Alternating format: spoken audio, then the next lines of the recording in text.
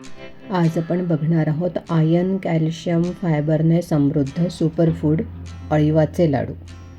याला इंग्लिशमध्ये गार्डन क्रेस सीड असे सुद्धा म्हणतात आणि हिंदीमध्ये हलीम असं सुद्धा म्हणतात. त्यासाठी आपण 2 वाटी अळीव घेतलेत आणि त्याला जवळपास 3-3.5 वाट्या दूध घेऊन भिजत ठेवलं आहे. 3-4 तास व्यवस्थित त्याला भिजत ठेवलं की ते सगळं दूध ॲब्सॉर्ब करतात आणि छान फुलून येतात. अधेमध्ये 2 तासानंतर त्याला परत एकदा ढवळून घ्यायचं आहे, म्हणजे सगळे जे त्याचे दाणे आहेत ते व्यवस्थित दुधामध्ये मिक्स होतात आणि व्यवस्थित ते फुलून येतात. त्याच दरम्यान आपण 2 वाटी अळीवांसाठी जवळपास 4 वाट्या ओल्या नारळाचा चव घेणार आहोत. त्यासाठी नारळाची पाठ न काढता तसंच आपण मिक्सरमध्ये त्याला छान ग्राइंड करून घेतलं आहे, कारण की पाठ काढली नाही तरीसुद्धा रंगामध्ये काहीच फरक पडत नाही, कारण की अळीवाचा रंगसुद्धा तसा ब्राऊनच आहे.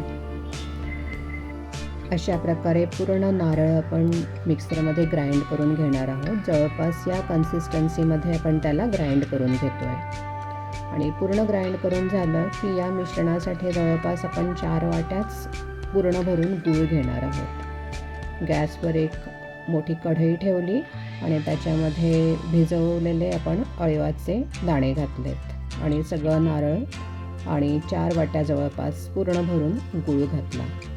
आणि हे पूर्ण आपण सगळी जी प्रोसेस आहे ती आपण गॅस सिमवर ठेवून करणार आहोत, कारण की जर का गॅस आपण मोठा ठेवला तर आपलं हे मिश्रण करपायची शक्यता असते. सुरुवातीला गॅस सिमवर ठेवून पूर्ण मिश्रण व्यवस्थित मिक्स करून घ्यायचं आहे आणि गुळाला पाणी सुटलं म्हणजे गुळ वितळला की त्याला मिक्स करणं थोडं सोपं जातं. आणि असं करून सुरुवातीला थोडा गॅस कमी ठेवायचा आणि पूर्ण गुळाचं पाणी झाल्यानंतर पूर्ण गुळ वितळल्यानंतर मध्ये थोडासा आपण गॅस मोठा केला तरीसुद्धा चालेल, पण सतत आपल्याला त्याला ढवळत राहावं लागतं. आणि पूर्ण गुळाचं पाणी सुटल्यानंतर पूर्ण मिश्रण थोडंसं कोरडं झाल्यानंतर त्याला आपण उतरवून ठेवणार आहोत. एका पॅनमध्ये आपण लहान अर्धी वाटी खसखस ड्राय रोस्ट करून घेतली आणि गार झालेल्या मिश्रणाचे लाडू वळून घेतले आणि याच्यामध्ये खसखसमध्ये घोळून घेतले. अशा प्रकारे आयर्न, कॅल्शियमने समृद्ध अळीवाचे लाडू आपले तयार आहे. नक्की करून बघा.